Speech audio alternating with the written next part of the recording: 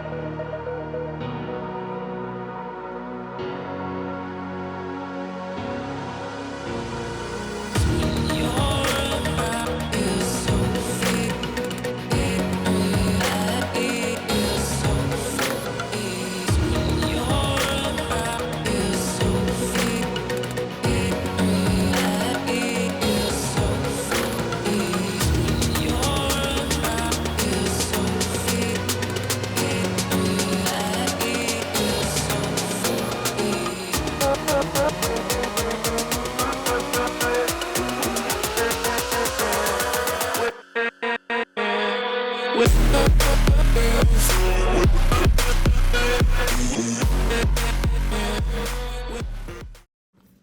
guys, here she is. Hasn't changed. At least it doesn't look like it. So all we really did, the only new part we really put in was a core support and a little air duct. But the reason why we wanted to get that in so quickly is because one of the headlight housing had a crack in it because we saw condensation getting inside after the little accident. So we wanted to get that all fixed up. Winter's also coming, so we had to throw on the winter tires. And since the core support was broken, the headlights were pointed down. So driving at nighttime, especially wintertime, is pretty dangerous without your headlights working properly. So that's why we just decided to do that. We're keeping the old hood for now and the old bumper because we need to go get the new hood and new bumper painted. But before we can send it out, we need to go buy the rear bumper, which I'll be doing soon. So that's what we did here. Looks the same, but now functions a lot better. And now I can start driving it again, especially for the winter time. So this is where we're going to end the video. And the next video on this car will be putting all the new bumpers and hood on and making it look much better. See you guys.